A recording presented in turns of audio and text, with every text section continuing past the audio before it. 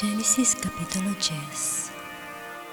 Ito nga ang salit-saling lahi ng mga anak ni Noe, si Sem, si Cham, at si Japet. At sila'y nangagkaanak pagkaraan ng bahang gumunaw.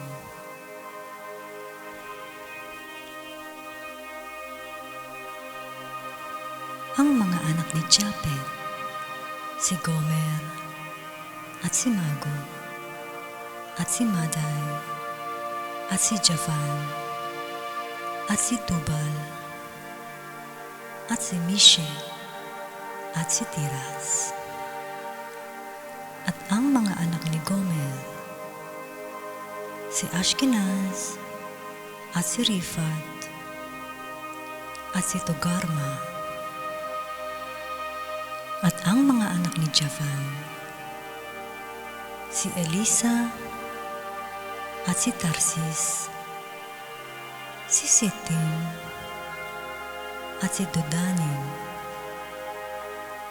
Sa mga ito, nangabahagi ang mga pulo na mga bansa sa kanilang mga lupain na bawat isa'y ayon sa kani-kaniyang wika, ayon sa kani-kanilang angkan at kani-kanilang bansa.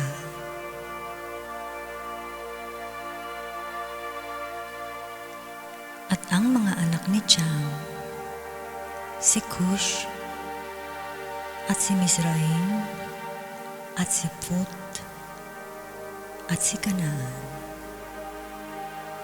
At ang mga anak ni Cush, si Seba, at si Havila, at si Sabta, at si Raama, at si Sabtek. At ang mga anak ni Raama, si Sheba, at si Dedan. At ang naging anak ni Cush, si Nimrod. Siyang nagpasimulang maging makapangyarihan sa lupa.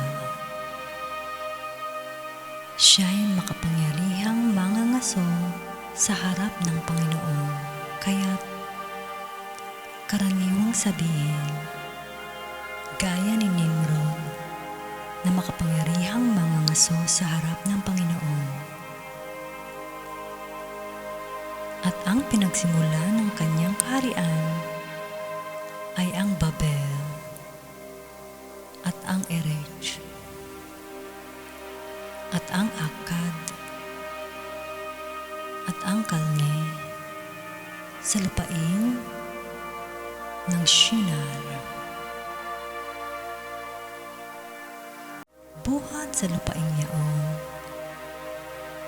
ay napasa Assyria at itinayo ang Ninive at ang Rehoboth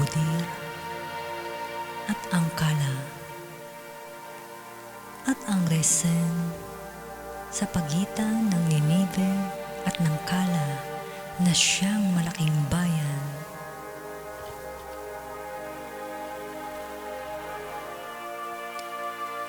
At naging anak ni Mizraim si Ludim at si Anamin at si Lehabim at si Naptuhim at si Patrusim at si Kasluhim na siyang pinagbuhatan ng mga Filisteo at ang Kaptorim.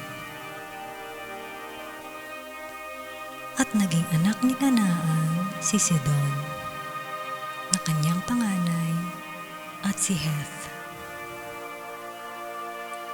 At ang Hebuseo, at ang Amoreo, at ang Gergeseo, at ang Heveo, at ang Araseo, at ang Sineo,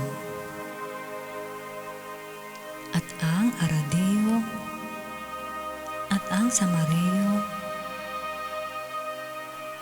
at ang Amateo, at pagkatapos ay kumalat ang mga angkan ng Kananeo. At ang hangganan ng Cananeo ay mula sa Sidon, kung patungo sa Gerar hanggang sa Gaza. Kung patungo sa Sodoma at Gomorra at Adma at Zeboim hanggang Laza. Ito ang mga anak ni Cham ayon sa kani-kanilang angkan, ayon sa kani-kanilang wika, sa kani-kanilang mga lupain, sa kanilang mga bansa.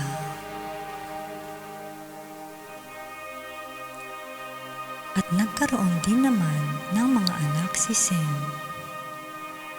na ama ng lahat ng mga anak ni Heber, na siya rin lalong matandang kapatid ni Japhet. Ang mga anak ni Sem, si Elam at si Asur,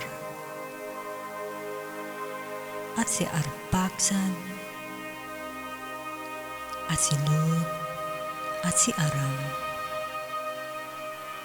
At ang mga anak ni Aram, si Uz, at si Hul, at si Geter, at si Mas.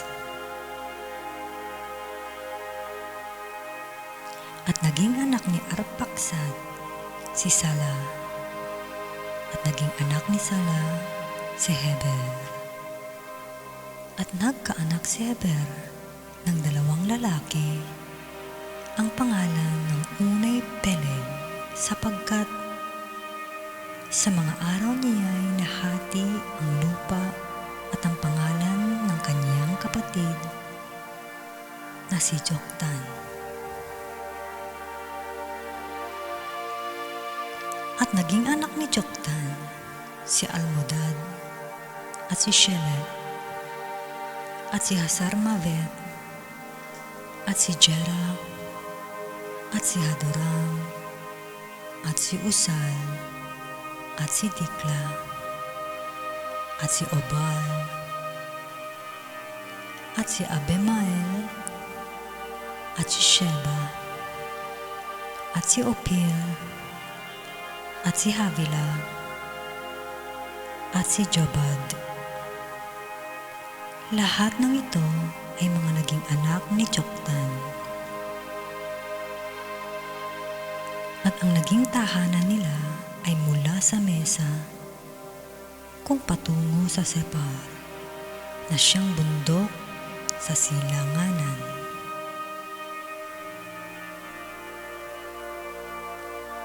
Ito ang mga anak ni Sem, ayon sa kani-kanilang angkan, ayon sa kani-kanilang wika, sa kani-kanilang lupain, ayon sa kani-kanilang bansa.